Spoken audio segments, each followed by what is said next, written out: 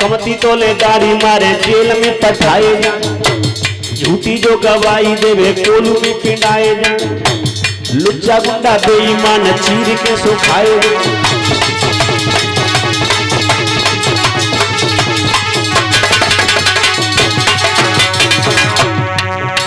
बुद्धि का विकास चाहो वेदों की पढ़ाई करो।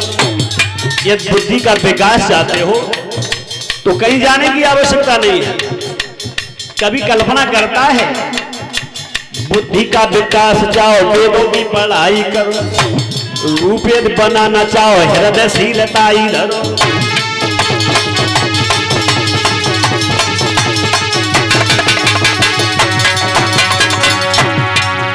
इसलिए कहना है भगवान हमारे भारत का,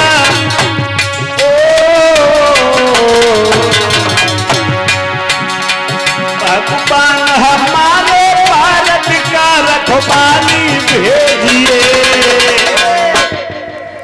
गया उजड़ लखीना बाग बाग का माली भेजिए।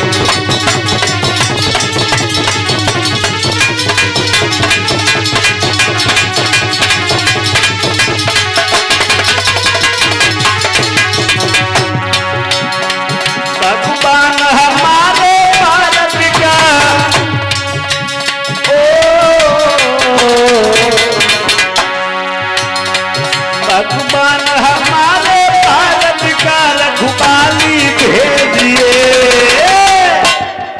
गया उजड़ लखीना बाग बाग का माली भेजिए।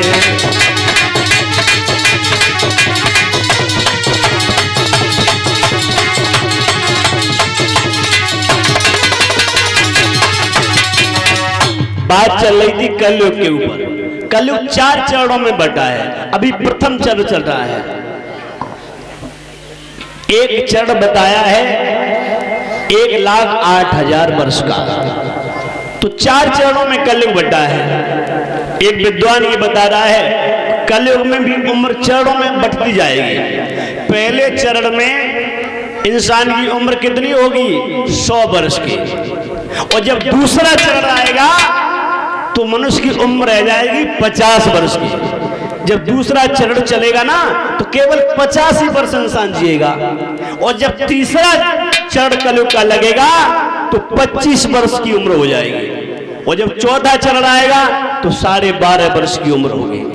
अब विचार कर लो भाइयों, चौथे चरण में मनुष्य की केवल 12.5 वर्ष की उम्र रह जाएगी। उन्हीं 12.5 वर्षों में जन्म होगा, शादी होगी, बच्चे होंगे और जहां से चले जाओगे।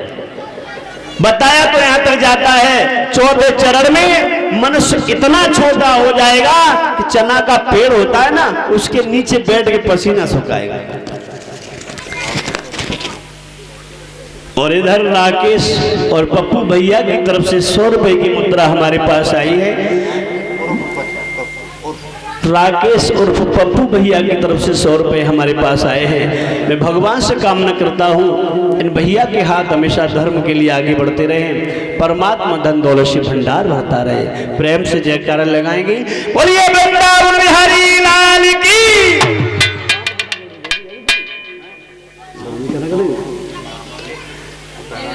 श्री सुखदेव जी कहते हैं राजन परीक्षित, ब्रह्मा के पुत्र मरीच हुए, मरीच के कश्यप,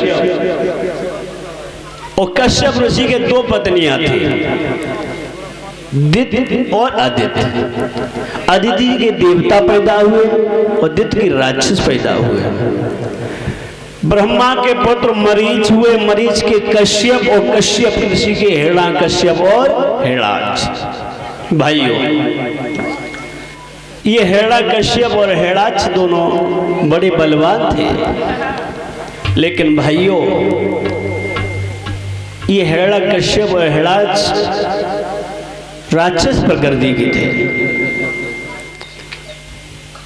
एक बार की बात थी, श्री सुखदेव जी कहते हैं राजन परीक्षित, भगवान ब्रह्मा जी पृथ्वी के नक्शा को बना रहे थे, तो ये हेड़ा कश्यप का जो भाई था हेड़ाक्ष, ये उस नक्शे को चुरा के जल के अंदर प्रवेश हो गया। तो भगवान ने भी देर नहीं की, रूप बदल करके उस दुष्ट हिरणाक्ष का वध किया। इधर भाइयों, हिरण्यकश्यप को पता चला है कि हमारे भैया हिरणाक्ष को उस विष्णु ने मारा है, तो इसको दिन रात में नींद नहीं आती है, बड़ा बेचैन रहता है, सारे दिन चिंता करता रहता है। और ध्यान रखना भाइयों, दुनिया में सब कुछ मिल सकता है, लेकिन भाई चला जाने के बाद भाई दूसरा प्राप्त नहीं होता है। आज हिरण्यकश्यप बड़ा दुखी हो रहा है और विचार कर रहा है, मेरा भैया दुनिया से चला गया, इस दुष्ट विष्णु ने मेरे भैया का वध किया है, मैं कुछ उपाय ऐसा करें जो अपने भैया का बदला चुकाए। अब हिरण्यकश्यप विचार करता है, और ऐसा ही नहीं भाइयों, सारे दिन चिंता में लीन रहता है। लेकिन एक विद्वान तो ये कहता है कि ये चिंता और बुरी चिता से है, और नर को निर्जीव बनाती है।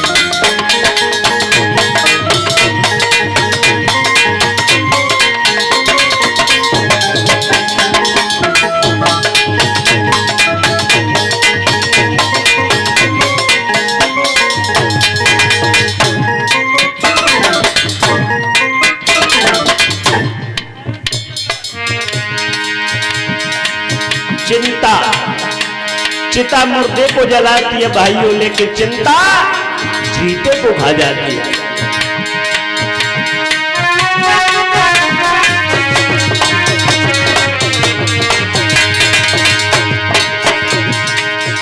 ये चिंता बुरी चिता से है, ये चिंता बुरी चिता से है,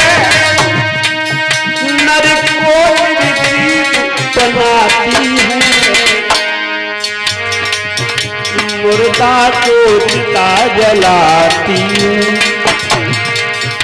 मुर्दा को चिता जलाती है, चिंता जीवित को खाती है।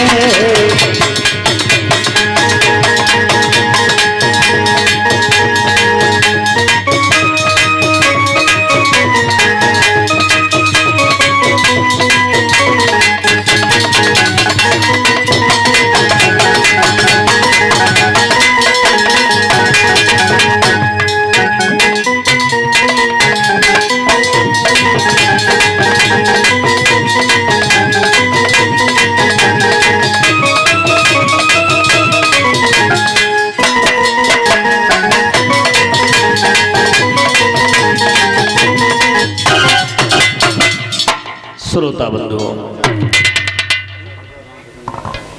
इधर रामकिशन भैया जो मरेला के बसने वाले हैं, 50 रुपए से हमारा सम्मान करते हैं। मैं भगवान से कामना करता हूँ रामकिशन भैया के हाथ हमेशा धर्म के लिए आगे बढ़ते रहें, परमात्मा धन दौलत से भंडार होता रहे। भाइयों, ये हिरण्यकश्यप बेचैन रहता है क्योंकि इसका भैया हिरणाक्ष दुनिया से चला गया। हिरण्यकश्यप बड़ा दुखी है, लेकिन विचार करता है कोई ऐसा यत्न करना चाहिए जो अपने भैया का बदला चुकाना चाहिए। हृदय में बदले की भावना जागृत हो गई।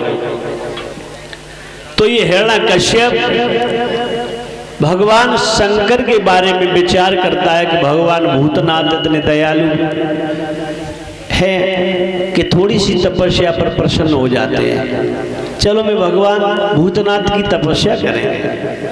अब हो ऐसो हिरण्यकश्यप भगवान शंकर की तपस्या करने के लिए पर्वत पर पहुंच गया, तपस्या करने लगा। एक बात और बता दूं भाइयों,